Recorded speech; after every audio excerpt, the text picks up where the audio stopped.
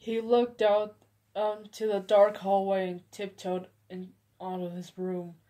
The window at the end of the hallway lit up in the darkness with a blue moonlight as he padded his way down.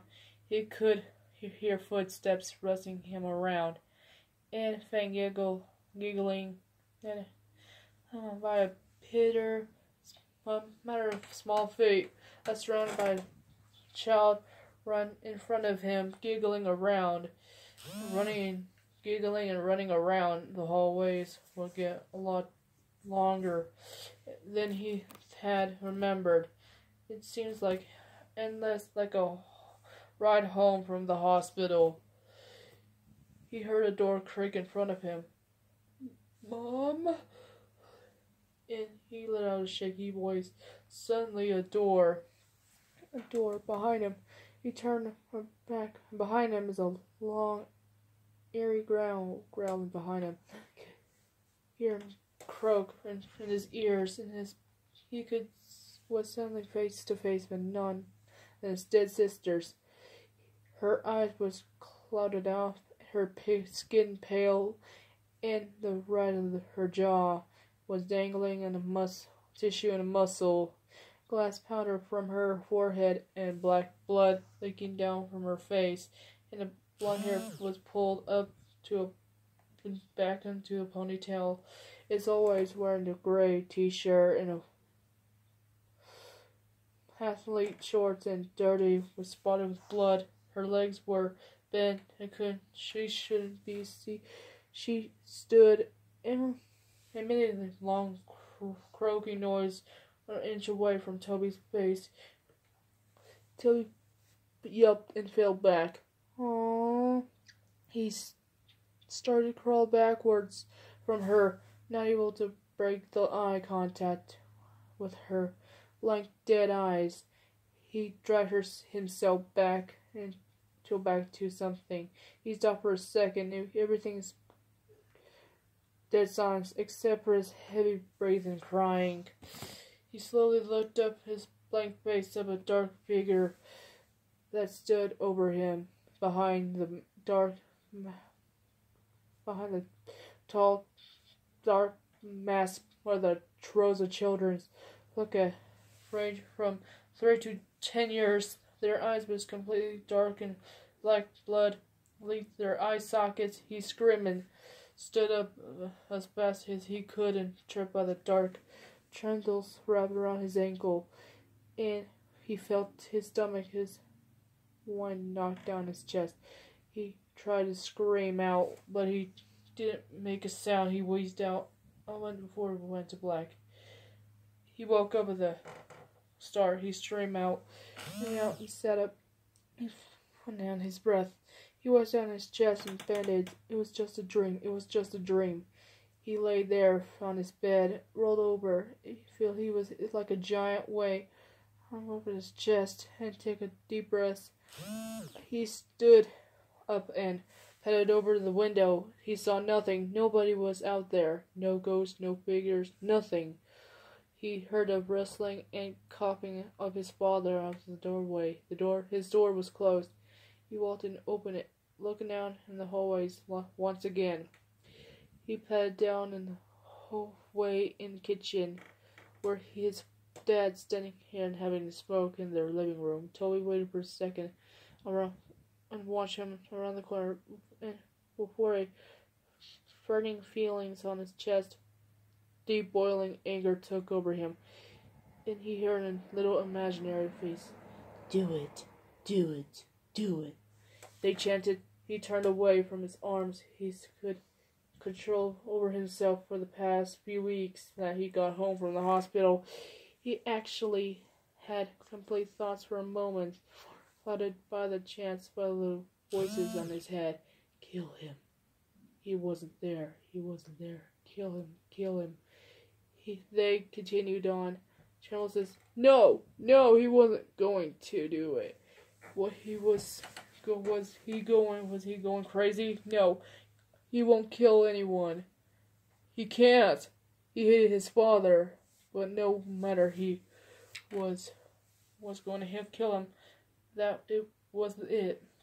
His last thought before he fell idle states once again. The influence on his face, on his head, too much. He began silently walk behind his father. He rushed the counter to the knife holder in the kitchen and pulled out the largest knife that he had resetted on the case. He gripped over his head and felt his senses take over his chest and snicker. He began laughing so hard that he gasped for breath. His father turned around after he felt his force to on the floor. Grunted his hair was knocked down on him. What?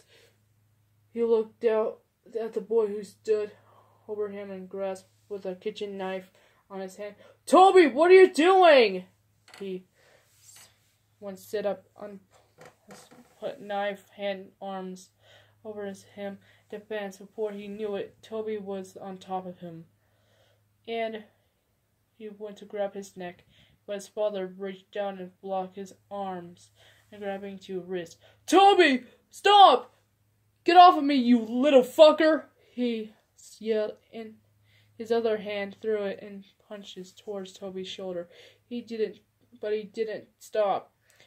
The look of Toby's eyes was not ashamed. It looked had a demon had taken control over him. He yelled back and went stabbing the knife into his father, but he blocked him, and the grabbed into wrist once again. He won't shove him back, but Toby kicked out his speed in front of him and landed on the ground. His face recoiled in front of him, recoiled and pulled his arms away, cleft in his face, but Toby got back and drove the knife on his shoulder.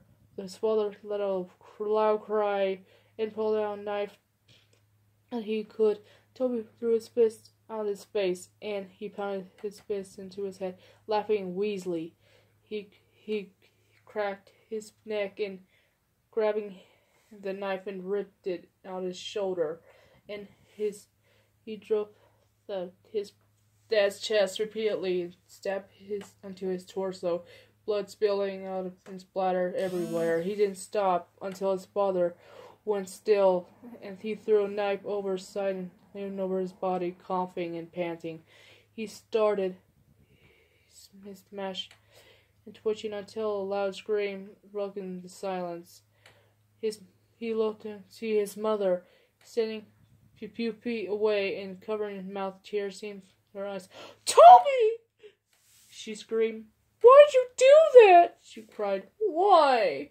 She screamed as Toby began to back away from his father's bloody corpse. He ran out of the kitchen, and he soaked bandages. And he looked at his mother for the last time before he ran out of the house. He ran into a garage, slammed against the panel, but he pushed the garage door, and before he ran to his father, headless, two hanging, two rack, a table, jars, and old rusted nails and screws. One hatchet is new. It has an orange bright handle, shiny blade. The other wooden handle that had a dual blade. He grabbed and looked down his tables. His eyes were a box of matches, and under the table his gasoline tank.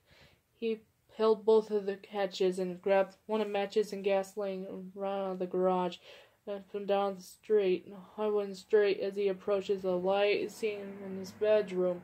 The window were heard the police sirens in the distance. He turned around and slowly red and blue flashing lights came rushing down the street.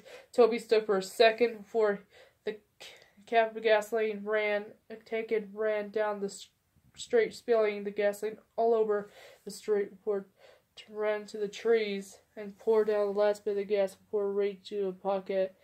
And he struck against it immediately, and the flames rushed around him, and fire caught through the